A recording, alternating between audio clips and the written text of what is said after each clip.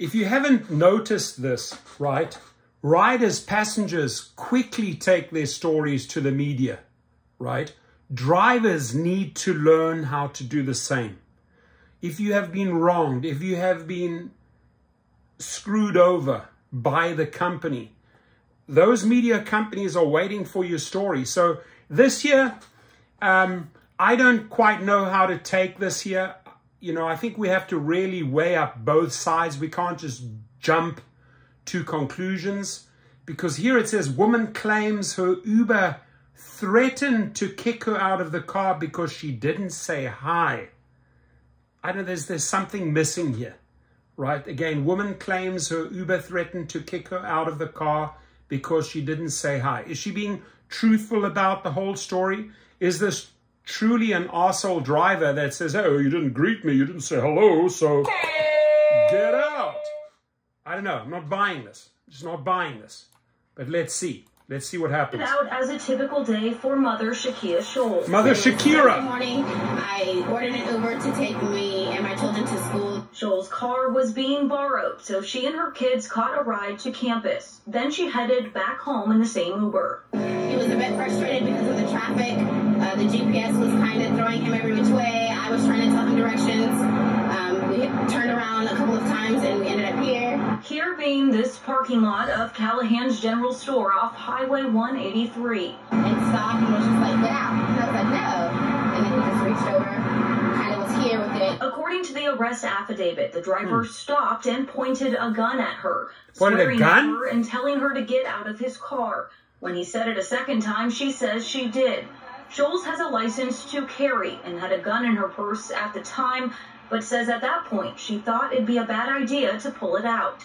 She got out of the car and called police. The driver, Frederick Roy Clark, came into the station for questioning, and a gun was on him at the time. According to the affidavit, he claimed Scholes appeared agitated and rushed and was cursing during the ride, which she denied. He also told the detective that in the past, he has told unruly passengers, quote, if I have to pull over, you're going to have a walk of shame moment because you don't know how to conduct yourself. He's now facing a charge of aggravated assault with a deadly weapon, but Scholes isn't focused on that. This is more so about Uber at this point to, you know, you have to be more careful for a situation like that to even have the opportunity to happen is totally unacceptable. So I got to say, I think this is a very attractive lady. I don't know why you would just throw her out of your car. She seems like a reasonable mother. About the guy, you know, if there have been multiple complaints against this driver, and I see that specifically with wrongful deactivations, right? We handle wrongful deactivations at Gig Rocket. The link is below. Out of the 1,800 cases, the reason why I'm bringing this in here is because sometimes the company alleges that there is a pattern of abuse by a driver, and they show it sometimes. Uber and Lyft show the pattern of abuse or the multiple complaints against them. Obviously, the work to try and get a driver deactivated, in this case, this dude here, they've deactivated him. Apparently, there's a whole history of complaints there.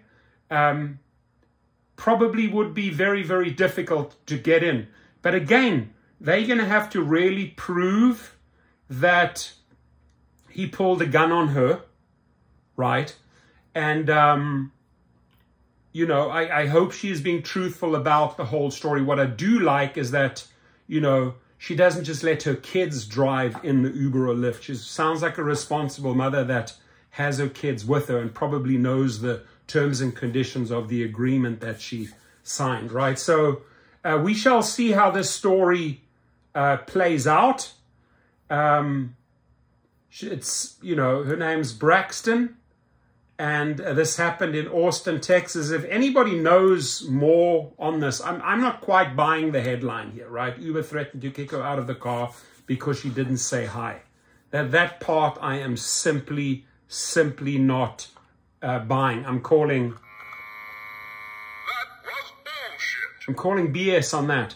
But she could have a very, very strong case if, you know, it'll be proven he pulled a gun on her, it's over, right? And he's done, right? I mean, but the bottom line is that drivers need to take care of their safety. That's why they carry, right? He should have maybe not been too loosey-goosey with his gun and thrown out. She doesn't pose a threat to him. She's not a raging alcoholic who is pulling out a knife. No, she's a mother with kids.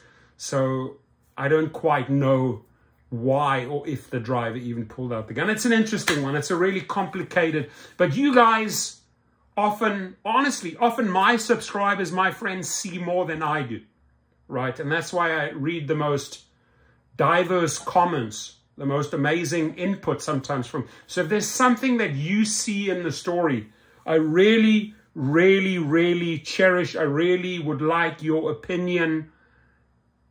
Who's wrong here? Who's right?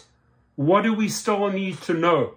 Right? Based on your expert rideshare opinion, I would love to hear your comments. And at the same time, ladies and gentlemen, I want to say it again, on November 23, 24, 25, and if you can, 26, we are striking for better pay and safety on Thanksgiving weekend. Please shut the apps off. Apparently in one video I said shut the apps on. No, I said shut the apps off.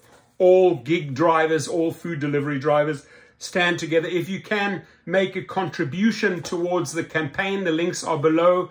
The comment box is below. Please stay safe, my friends. Stay safe. That's the most important. Your numero uno, stay safe. And to both parties, let's see how this plays out.